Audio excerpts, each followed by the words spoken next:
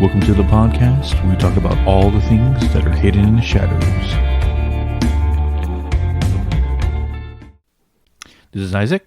And this is Megan. And on this episode that we had to postpone to this week because we had a case last week helping a lady out with an oppression case. So, which is number 29? I think so, yeah. Almost at 30. Yeah. I mean, not all of them are oppression cases, but for the most part. But 90% of them. Yeah, that is true. No one calls us for, simple ghosts in their houses. Yeah. Or, no, funny thing is, I almost done just as much mind clearings, right? Everyone and the dog was, hey, can you check my head out? Yeah. Which reminds me of something that we're probably going to be doing on Valentine's Day. Isaac, what the hell are you talking about?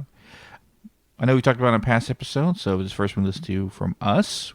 And if you are in the Jacksonville, North Carolina area and want to meet us in person, we're actually doing, first time ever, a live podcast from a location where you can come watch us. Live from a place called Pizza Bones, which is like a restaurant / bar / arcade thing / has its own little stage where people do karaoke. That we have been invited to do a live podcast from. So, if you're not doing anything for Valentine's Day, why we didn't pick that date, by the way. If you're not doing anything on Valentine's Day, it'd be weird for us to pick Valentine's Day for a day, wouldn't it? No, not necessarily. It's a big like restaurant event. Yeah. I would think, other than like Christmas and the holidays, it's probably people suspect that we were doing something. Oh. Yeah. That's like more. The way I think of Valentine's Day is more like when you're dating. Yeah. Like an excuse to kind of like. Been married for 10 years, no one cares. Yeah. But no, I still get you nice things. Yes. You're going somewhere. Yeah. We'll talk about that in a minute. Yeah. Back to what I was saying. Yes, we're doing a live podcast from Pizza Bones, February 14th at 5 p.m. It's going to be several segments, one being a live podcast, so we're going to record, talking about haunted restaurants, amusement parks, arcades, stuff like that. Second segment will be us talking about haunted locations we investigated, stories from that. Third segment would be, probably third and fourth, will probably be Q&A. And the last segment would just be a meet and greet where you can come talk to us in person. Maybe there's a question or something you want to ask us more personally. You don't want to say it over the microphone or have everybody here. You can do that. And also buy some merch from us because we're going to have merch. Yeah. And we're also going to have merch for people that can't come to the event for you to purchase. It's going to be a permanent thing. Yeah. So probably days leading up until the event, we will share with you guys what the merch looks like and give you guys the opportunity to buy as well. Also, we'll probably live stream parts of it. We're just deciding how we're going to do it. But for those who can't make it, we're going to, so you guys can be able to, see it or see it at least on your phone or wherever you want to watch it. Yeah. Because we have friends in other parts, other countries who are like, I want to go and see, but they can't make the trip. But yeah, so if you're in the Jacksonville, North Carolina area, head over to Pizza Bones on February 14th to actually meet us in person. Yes. But on to today's episode, we're talking all about battlefields and the hauntings that happen on them. Reason being is if you live in North Carolina, one of the original 13 colonies, and this state has seen the Revolutionary War and the Civil War. This happened. And like everything in between as well. Yes. Pirates on the coasts, right? And who knows else what's happened here as well. Native American lands being taken, wars fought that way. So this entire state in this area has seen a lot of bloodshed and battle. And I think too, like even when we investigate, wars and battles like that come up a lot. Like we'll have residual stuff sometimes, and then also we haven't really caught like a period apparition, I should say, like some wearing something that is of the time that you can distinctively see, like a soldier or something like that. We haven't quite caught that yet, but spirit box communication, that's talked about a lot too. So yeah. So I guess we'll start off. So we're going to be talking about a couple of different spots. Now, in terms of battlefields, I feel like for the most part, almost every place that has had a battle is going to be pretty much haunted to a degree. You could just imagine the list, just in the United States alone, that we basically could choose from in terms of wars that were fought and stuff like that. Well, the misconception with battlefields is most people guess, well, Americans anyway, think that all the wars ever happened here. You forget about Normandy, you forget about France, you forget about UK, that entire country has seen war from fighting amongst themselves, from fighting the Vikingers, from fighting the Picts, from fighting the Irish, the Scots. War has been going on a long time on that continent alone. Then battlefields in Norway and areas like that, and other parts of Russia and Germania, just like this entire world has seen war. Yeah, exactly. So the ones that I picked are kind of, of course we're going to talk about Gettysburg, because I feel like that one, in terms of battlefields, that's the first one that kind of pops up. That kind of is like, everyone talks about it. Yes. And then we're going to go to Belgium and talk a little bit about the Waterloo battlefield, which a lot of people died, but archaeologists have a hard time finding the bones, and I'm going to tell you why. And it's makes the whole idea even creepier, because I think one of the main topics, we can talk about as far as too is maybe why battlefields are haunted so much. It traps a lot of residual energy, and a lot of the battles were brutal. They weren't, especially ones further back, they were brutal. And I feel like it was a lot of chaos and confusion. And then two, how the bodies were, I should say, not disposed of, but buried, and what happened to the bodies after would make sense of why a lot of spirits from that time period and that event particularly are stuck. And then we're going to also talk about some of the battlefields around here that we could actually go to. It's in driving distance.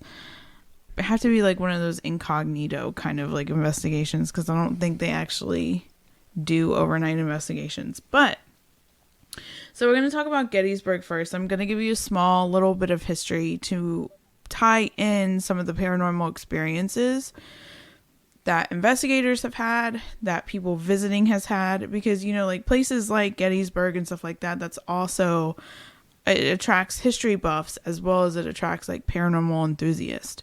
So Gettysburg obviously was part of the Civil War and was a major turning point of the war. The battle lasted from July 1st through the 3rd, 1863 in Adams County, Pennsylvania.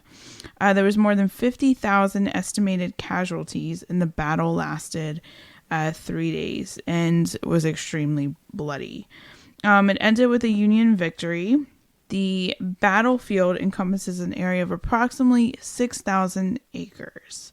Throughout the whole town of Gettysburg, there's like different like landmarks, monuments, memorials. So it's kind of one of those things, if you were to go visit, the whole town itself, even though the main battles kind of happened outside of Gettysburg, going there, and there's also haunted places inside of Gettysburg that isn't necessarily associated with the war, but they are haunted as well. So it's like a whole weekend excursion I would do anyways. But there's particular locations within Gettysburg that have specific paranormal ties and different events that took place. One's being the Devil's Den.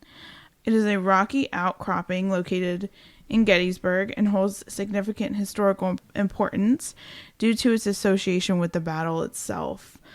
During the Battle of Gettysburg, the Devil's Den was a site of intense fighting between Union and Confederate soldiers, and this area was initially occupied by Union soldiers but were later captured by Confederate forces on the second day of the battle. Fighting at Devil's Den was particularly fierce.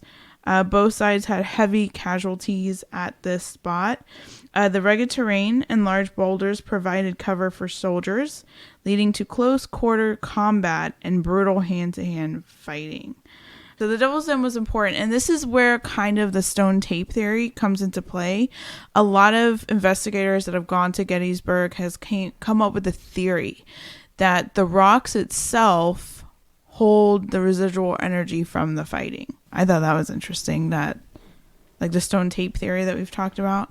For anybody that doesn't know what the stone tape theory is, it's kind of like the entrapping or the recording of a traumatic event that basically I don't know why I'm saying this weird, that traps the energy and basically replays, essentially making it residual energy. Well, in cases of like this with violent deaths, right, you're always left with spirits, because when you die and you don't know you died, or you were killed in such a way that literally causes you to, instantly die through a tragic sense of mind, that level of energy almost stains the ground, whether it be stone, wood, or earth. That's why you get battlefields that are stained with blood, especially when you get shot in the head or shot in the arm. You die slowly on the battlefield, right? Yeah, and I think the thing too is like you have those slow deaths, right? And then you have the deaths where like cannon fire hits you and boom, you're dead. There goes your head. So it's a lot of confusion, chaoticness, not knowing what happened. And like we've talked before about the ether, the ghosts that are there that are intelligent, it's not more so residual. They could just be confused. And, like obviously 100 years over there is different than our timeline here. So that's interesting. Another spot is Sachs Bridge, which is just outside of Gettysburg. It's a covered bridge. It kind of looks like, it reminds me of the one from Beetlejuice that they go off of. The husband and wife at the beginning. Oh, yeah. How they die. That's kind of what it looks like, to give someone a visual kind of idea of it. One in particular is believed to be haunted by spirits of Confederate soldiers who were hanged from the bridge. Different people have said different stories. It's kind of like anywhere, it's the same stuff that kind of happens when you go anywhere where there's a lot of hanging. Like they've seen the apparitions of like the bodies hanging. They've felt very uneasy. They've heard almost like, I hate to say it like this, but like if somebody, like when you see it in a movie, when somebody hangs and you hear the rope and then the feet dangle, that's what people have heard, which I thought that was creepy. Another spot obviously is huge. Ghost Adventures went there. It's well known. Jenny Wade House. Yeah, no, I watched the episode. What was cool about that episode, they caught an EVP of a woman asking, "Would you like a drink, or would you like some water," or something like that, which they suspect is Jenny Wade. When she was talking to Zach, because Zach during that episode was wearing a Union hat and he had a backpack on, so it made him look like a soldier. Yeah. And that's the creepy part. The backstory about the Jenny Wade House is that she was basically the only civilian killed in the battle. And even like visitors that have gone to this house have said that they've seen apparitions, they've heard footsteps, voices, even experienced objects moving on their own, which is interesting because how some other people describe it is almost like poltergeist activity. And I don't know, I found that interesting. Anyways, but like I said, she was a young woman. She was only 20 years old. What had happened was Jenny was helping her mother and sister bake bread for Union soldiers when a stray bullet struck her and ended her life. So again, it was a very quick death. And that's the thing I think too, a lot with these like soldiers and the apparitions that are kind of just like wandering, is a lot of these men went missing in battle. That makes sense for just the chaos of not knowing what's going on. And then of course the last one is the Farnsworth House Inn, which is a historical bed and breakfast and was a field hospital. That's the thing about like locations here too, is that a lot of like the old plantation houses and a lot of the historical buildings were used for that. Were used for Civil War field hospitals. And I remember I was doing research, and one of the spots here that was conquered by Union soldiers that took over the land, because a lot of times they would take over the plantation houses. And when they did, they burned all the livestock. So you got to imagine all of that blood on the land too. That also fuels a lot of the apparitions. But real quick before I go into the paranormal encounters specifically of, Gettysburg, it's important to note too, this is kind of like the avenue that I took Gettysburg, is that the bodies. It's really interesting because, there's that theory that, if a body isn't buried, respectfully or correctly, that person's soul kind of like roams and haunts and everything like that. And unfortunately, with a lot of these battles, the bodies were not given proper burials. Like, you think about when the Civil War took place. It took place in July. That's hot. So those bodies were just cooking, roasting, unfortunately. And a lot of it was mass graves. And with the Civil War, there was a lot of redigging of bodies, creating a lot of restless spirits, or at least that's the theory behind Gettysburg. Yeah, so just to give you a little idea of how they handled the bodies. After the battle, both Union and Confederate forces faced the daunting task of dealing with the deceased soldiers. The months following the battle, efforts were made to properly rebury the fallen soldiers. Essentially, they were basically just put in mass graves and just left to deal. Like, we can't deal with all these bodies. They're rotting. They're decomposing. And you got to think, too, animals would get at the bodies. And so, again, bodies are just, like, misplaced and everything. So it's not a good situation, and makes sense to why some spirits would be lingering. But essentially, this whole thing led to the establishment of national cemeteries. At Gettysburg in particular, Union soldiers were reintegrated in a more organized and respectful manner, while the Confederate soldiers, basically it was left up to the families from where they came from and the communities to go and deal with that. And there was a lot of bodies that were just missing too. So, restless spirits. Yep. But some actual like encounters that happened. So apparently the main thing that you see there is the soldiers.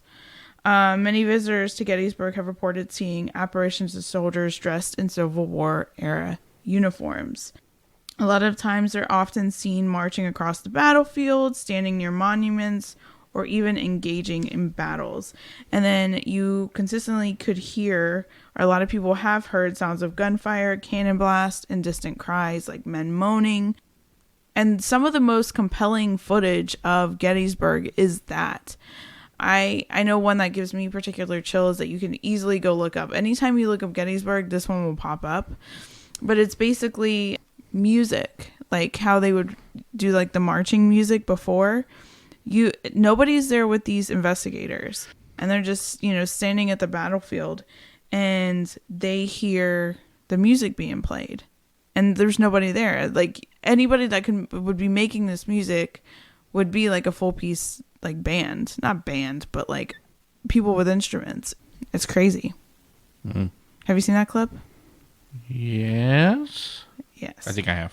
And then Gettysburg too also has that famous clip of like the soldier walking across the road. That one I've seen. That's Gettysburg. Apparently there's also a ghost that's known as the Lady in White, which I feel like almost every spot has a lady in white. Like, but basically a ghostly woman in white wandering the grounds of Gettysburg. Some people believe she's a grieving widow searching for a husband, or it could even be a nurse tending to wounded soldiers. Witnesses have reported seeing her near the battlefield, in town, and even around specific haunted or historic buildings. Another thing that people have witnessed, and this is just like the mass of what people have witnessed, is phantom cavalry. So people have reported seeing sightings of horses, men riding horses across the battlefield, galloping hooves, clanking equipment, and then it just goes away. But one specific person was in the Devil's Den area. Basically was, in the Devil's Den area, was just, doing things, doing the paranormal investigating, and they actually saw a floating torso of a man, like, from his, like, waist up, right? Which makes you think, did he not have enough power to fully manifest the ghost? Or did he lose his bottom half? So, and that makes you think, kind of like, question, is there something at the battlefield that, because majority of these things are very, very, like, burst of energy, right? So is there something there that's given them the energy to manifest as they do? you know? Because a full body apparition, like where you could see detail, that takes a lot of energy. Well, I mean, we're told stories about people just seeing floating heads. Yeah. Yeah. So that makes me think, like, did they not have... I hate to say it like that because it sounds very, like, cartoony, but, like, they don't have enough energy to manifest a full body. That the full body's there, you're just only seeing so much. True. Yeah. But there's another lady. They were kind of, like, paranormal investigating. They weren't... I don't think they actually had a team, but they were going to just check it out, like, have their own experiences. And they actually had where they were driving, it was just them, and it was, around the battlefield, and they actually saw, and this is crazy because this makes no sense obviously with the Civil War era stuff, but then it makes you wonder if there's something more, like a portal, a door, or something like that to the other side around Gettysburg because of the traumatic situations. So they were driving, and they pass this car, and they see this car pull off. They really didn't pay attention, and they go back, and the car is gone. Like, within seconds, like, go right, follow the car, because they were going to ask, like, oh, have you seen anything? Do you have any... Should we go here? Should we go there? To the people in the car, because they, like, parked off. Like, they were doing the same thing as them. And they turned, and the car was gone. But there's no explanation as to where the car went. Ghost cars? Ghost cars, I don't know. That's what I said. But if, say, that ghost died more recently, or a car, or whatever, phantom... Because there's things about phantom cars all over the place. Yeah. So, I think Highway 66 has phantom cars. Like a Jeepers Creeper phantom car type thing. Anyways, one specific person also said that when they were there, they could smell gunpowder. Like, bad. Like, they would just get whiffs of gunpowder. And then here's the interesting thing. So they would hear, like, rifle, cannon shots they've heard. They heard moaning, which is, all kind of like residual stuff. It can even be intelligent stuff. But the thing that makes me wonder is they start smelling sulfur at random moments. And we all know that sulfur is associated with dark spirits. You gotta think battlefields. Excuse me. Battlefields. A lot of negative emotions. Fear, anger, rage, right? Mm-hmm. And all that death that's happened there. In vain, essentially. Yeah. Perfect feeding ground for dark entities to feed off all that negative emotion. So I wouldn't be surprised if you find dark things there. Yeah. And one specific person also talked about... they actually work in Gettysburg, and their office building is on a site of an old farmhouse that was used as a field hospital. And there was a couple of men that had died where the parking lot is. And he doesn't know what happened to the bones, don't know what happened to the bodies, whatever. But he says it's extremely creepy.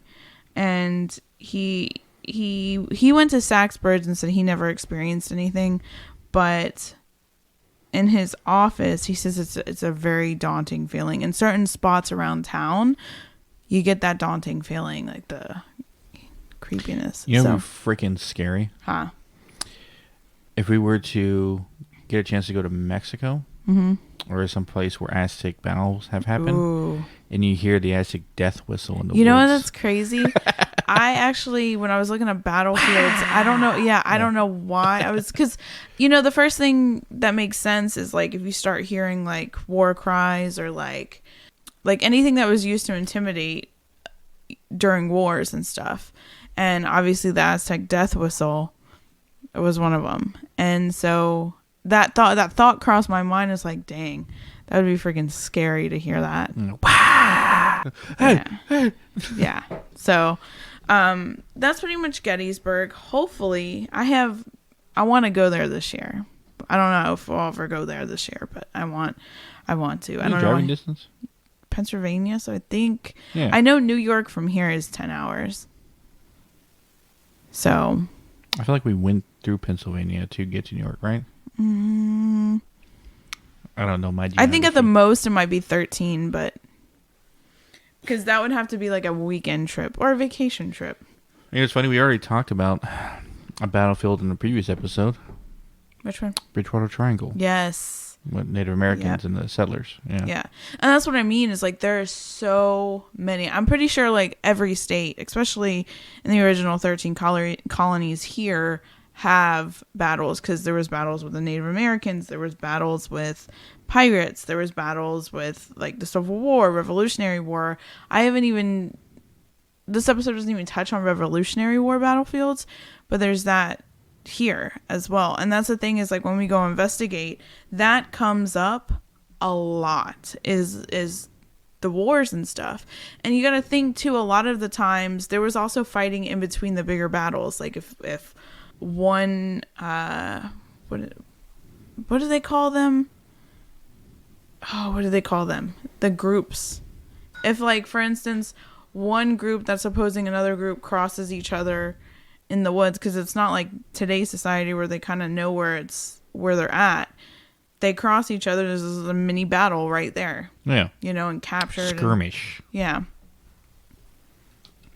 Okay, so I guess we could talk about like, because obviously anybody that's been around listening to us for a while knows that I channel, right?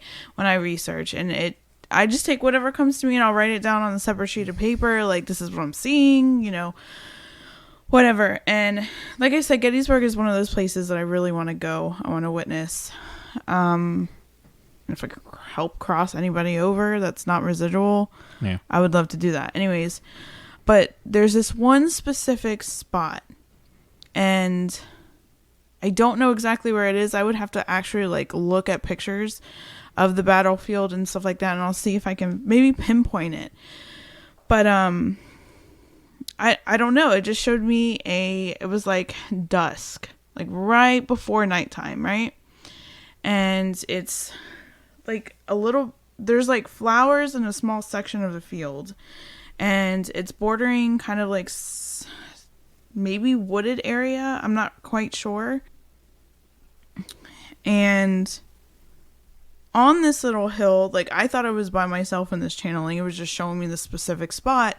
But I saw a Civil War era soldier sitting there with his hands on his arms, like just pondering. And he turned to me, and the guy had no jaw. And then telepathically, because obviously you can get that when you channel and stuff like that, telepathically the guy was asking me, where's my jaw? Which is a strange thing because I was like, he can't speak, so. Yeah, it was telepathically. He just like, I just heard like almost like gargling noises, and then he turned to me and he telepathically said, where's my jaw? Or at least I got that as a message. So I was like, and I got out of there. But that was weird. Like I could tell you the smell was like, that summery dew smell? Like when you have to go to school in the morning? Yeah. It smelled like that. Yeah. But with a slight hint of like woods, like smoke almost. And it's weird. But yeah, that's what I saw when I was channeling. And that was the only thing that like really, but this spot, normally when I look into a location and I see like a specific spot, that is normally like if we were to investigate it, that's where we would go. And this is the spot that I would go. Like I said, I would have to look at like the different portions of the battlefield to see where exactly. I feel like it's somewhere that not a lot of people go. It's like off the beaten path per se. So, well, if we have our pick of the litter, if we're allowed to go wherever we want to go, right? I feel like the oversaturated areas of the battlefield would be that, but it'd be interesting, to see what we could capture doing what we do best at those locations and seeing what is actually still there. Ooh. What are you getting? I don't know. We attempted to record this episode once before and I didn't have this, but now all of a sudden I'm getting like the channeling, what would you call it? The channeling like woo-woos. Your word, not mine. Like, I don't know. Like, it's like I'm here, but I'm not. I don't know. And, like, the back of my head is hurting really bad all of a sudden. Even when someone got shot. I don't know. Weird. Because I keep going back to that spot, like, going there. And there's not a lot of, like, I don't see a lot of other, like, people there. Like I said, it's like an off, like, not nobody knows about it, but, like, it's not one of the main focal points. It's not the Devil's Den. It's not Sachs Bridge. It's not one of those. And it's, like, off the battlefield. I don't know. I gotta look. Anyways, there's another, this is not in particularly Gettysburg, but I thought this was interesting. And this is probably something I would imagine would also happen at Gettysburg. But there's a story I was reading on Reddit about this guy who went to the battlefield of Bull Run. And he said he was at the, like, memorial or whatever that's there. And he said he thought it was, like, one of the museum, like, guys that had said it. But he said he was randomly just by himself looking at stuff. And he heard, "Get down!" And he turned around like, oh, my God, is this, like, museum guy? Like, what is he doing, you know? So he turned around and he said there was nobody. There was no other guest. There was nobody else there. But he said he heard it clear. Like, clear. It makes you think about the Smithsonian Museum. Because it has all those objects, all those artifacts, all those things taken from all places around the world. Exactly. And, like, I remember I pulled stuff from this the museum in Raleigh, right? Imagine that place, all that concentrated. I'm surprised no one ever talked about the Smithsonian being haunted. I don't know. I feel like it would be. It was like some security guard late at night here. It's like, you know, Native American drums or like a plane flying over. That would be a really cool, honestly, an episode to maybe do for the future is like things that museum guards or security guards at locations like that have heard or experienced. Because that's dealing with objects versus or things attached to objects, like that house in that museum. Remember the house that was in the museum? Oh yeah, that was some creepy stuff. Yeah, and that was just a little like walk-through house, but it was literally a replica or not. No, I don't even think it was a replica. Was it? Or was it the actual house that they put inside the? I don't know. I don't know exactly. We have pictures. I'll show pictures on Instagram. But we were in it and we heard some weird shit just in the like 3 to 4 minutes that we walked into this house. It has all the like objects from the original house, but I don't know if the little, anyways. But on to the next spot. So the next spot that we have, our battlefield that I would like to talk about is the Waterloo battlefield. That one is So the Waterloo battlefield is in Belgium. The Battle of Waterloo was fought on June 18th, 1850. Again, summertime. Near Waterloo in Belgium. It was the end of the Napoleonic Wars. The French army under Napoleon command was defeated by 2 armies of the 7th Coalition. Like I said, Battle of Waterloo was extremely devastating in terms of casualties. The combined number of men killed or wounded reached nearly 50,000, with close to 25,000 on the French side and approximately 23,000 for the Allied side, and over 7,000 horses were killed. So imagine the amount of blood that's just like stained on that area. And if you look at it now, it's very, very beautiful. It's like, you know, like a typical like countryside with like some hills. It's nice. But here's the thing. All of those people died. And you know how many skeletons archaeologists have found of those people that died? Do you know how many? 2. And the reason... Don't put 2 fingers and not say the number. Sorry. No one can see us. 2, yeah. 2 bodies were found. And the reason being is because essentially they were put in a mass grave, which, you know, is typical to a lot of different battles. But what they did with the bones afterwards is what's really creepy. So basically they took the bones and they sold it to farmers who then used the bones as like coal. It's not coal, but that's what they used it like. They ground it down and they used it like coal. I think bones are flammable like that. That's what they said. They said they used it like coal. So I didn't know that either. But could you imagine all of those people ground down? Because, you know, who knows? I mean, I've not have been to the other side yet, so I don't know what it's like, obviously. But it's kind of interesting. Like, I wonder... Well, okay, we have that example of the... What is it? The Maysville Cemetery? I think we talked about it here before. Maysville Cemetery, they had tombstones there. Yeah. Right? But then they put a shit plant on top of the 1800s sewage facility. Yeah, thank you. Sewage facility. Shit plant. We're going to go there and record it one day so you guys can actually see what we're talking about. Yes. Because it's a disgrace. It is really bad. I know society, like, it's there's more people in Maysville than originally it was. There's a good chance that they left bodies behind when they put the sewage plant on top of them and just moved the headstones.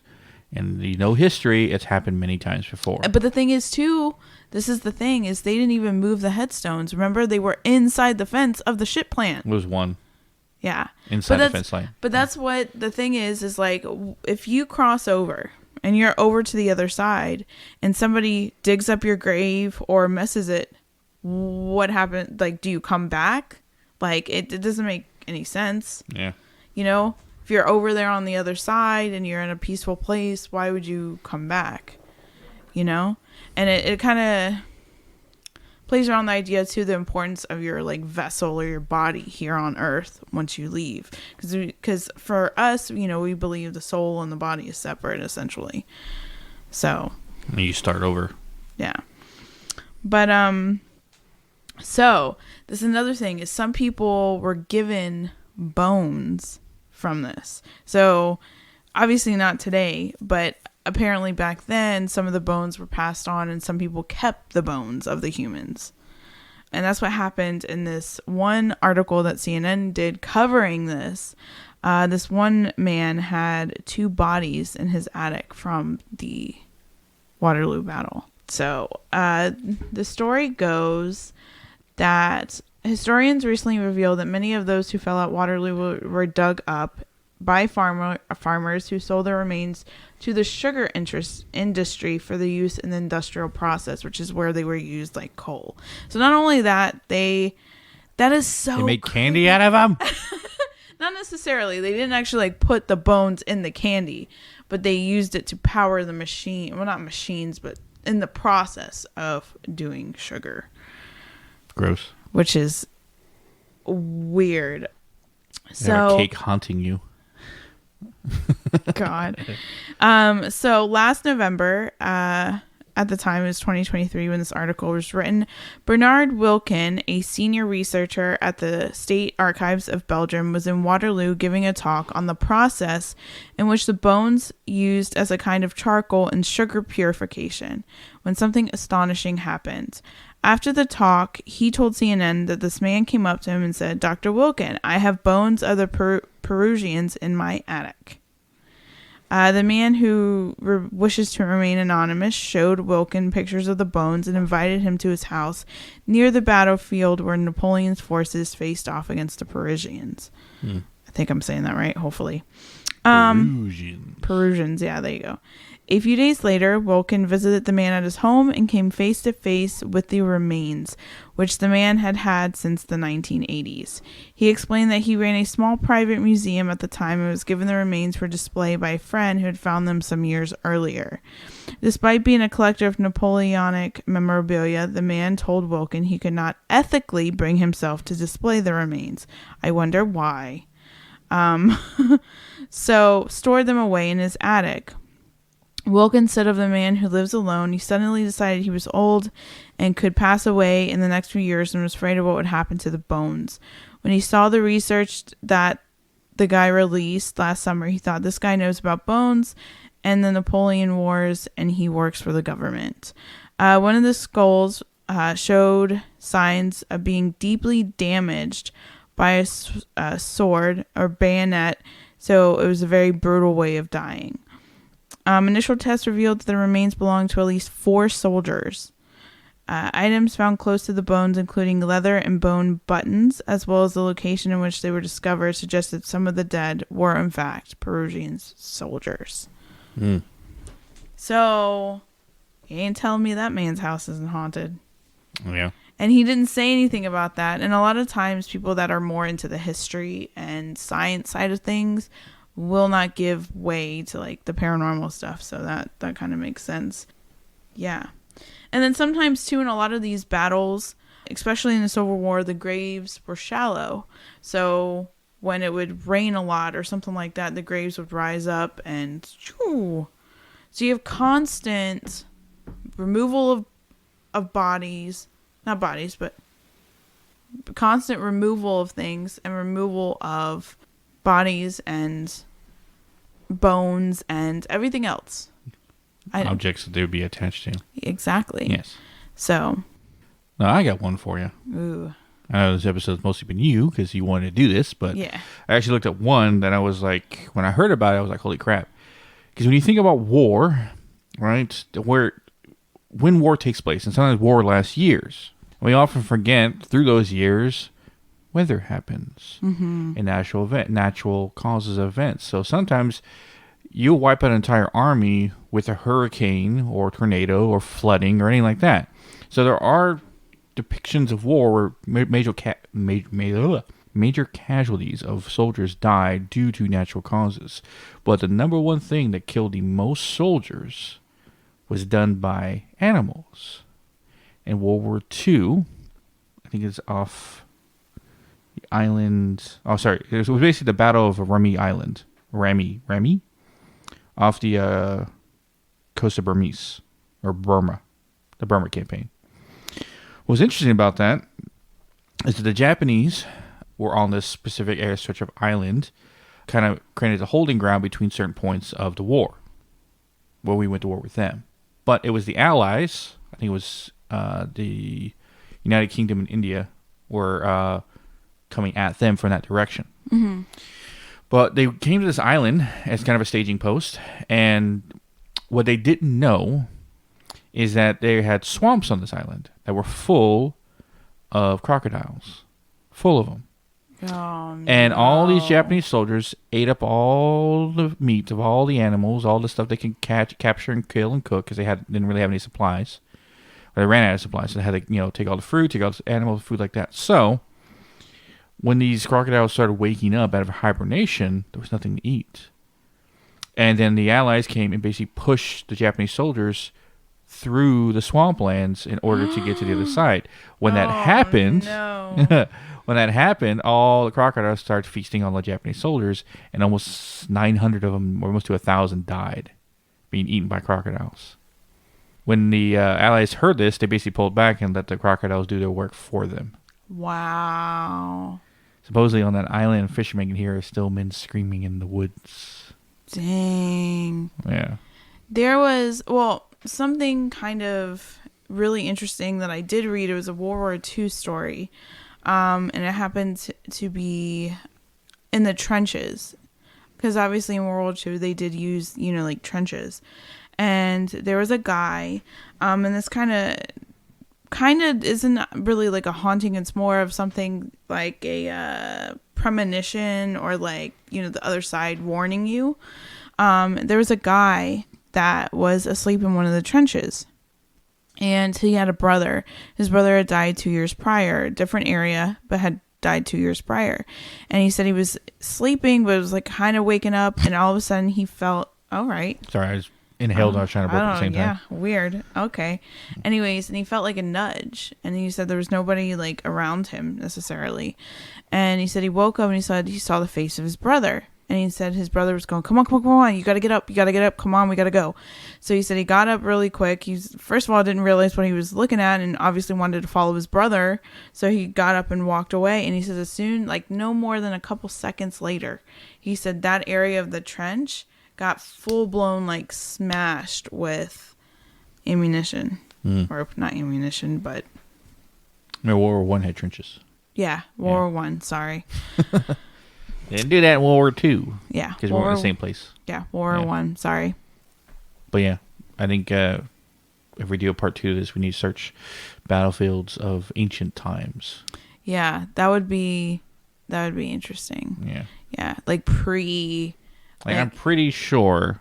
I know it'd be fucking scary for someone to experience it, but I'm pretty sure in some of the woods in Germany or Germania or in the surrounding areas of Europe or North Europe. Is it Europe or North? Yeah, Europe itself. You hear like chanting from the Germanic tribes that the Romans heard when they were starting going in through there. Because the Roman armies had to go through those, and they had a lot of battles. So imagine hearing like do you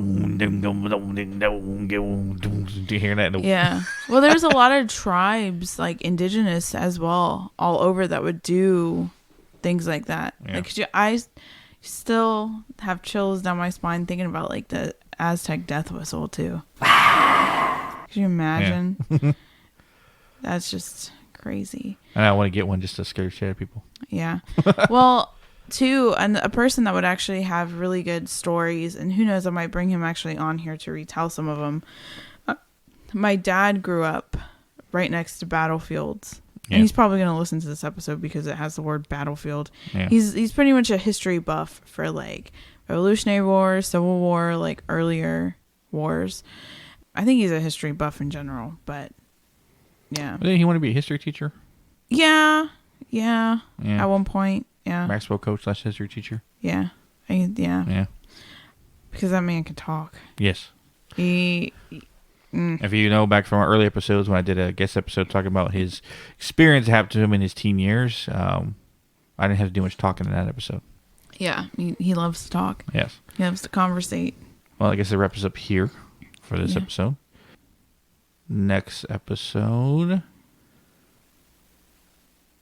Oh, sorry. Waiting. I thought you were getting ready to... you up. Yeah, I thought you were getting ready to continue on. Is the... I don't know how to say the Voynich. Voynich manuscript. And other documents that have yet to be deciphered. Oh, something we forgot to mention on the last episode we did, because we released it before we released the bonus episode. But if you haven't listened to already, we had a bonus episode with William from WTCW Paranormal, young investigator of the younger generation. He's 17 years old and already has a bright future in the investigation world. Yeah. And we've gotten a lot of things from people saying that he is, like, they love hearing him talk. So it's a good guest interview. Yes. So if you haven't listened to that bonus episode, go back there and listen to it. Because for a kid who's only been doing this for 3 years, almost the same time as us. Yeah. Yeah, he's already gotten a lot of good stuff. Yeah. And he's a cool guy. Yeah. So. But yes, look forward to the Voyage manuscript later this week. And that bonus episode, go listen to it if you haven't already. And we're guarantee you're going to have more bonus episodes coming out within the next couple of months, leading up to, of course, our live podcast, and of course afterwards as well. Yes. But as always, you can catch our social medias at Hidden in the Shadows Podcast on Instagram, Hidden the Shaw 6 on X, Hidden in the Shadows Podcast 2 on TikTok, or links to all our social media, all ways you listen to us at hiddenshadowspodcast.com. Also, we have our paranormal team, Hidden Shadows Paranormal on Instagram. You had a website too, right? Not yet, but it's coming. Okay. Yeah. So if you guys are dealing with anything paranormal, need our help with any kind of situation, removal, or just maybe counseling on what we can do, just message us. Nothing's too big, nothing's too small for us to deal with. But as always, we'll catch your weirdos in the next one. Yup.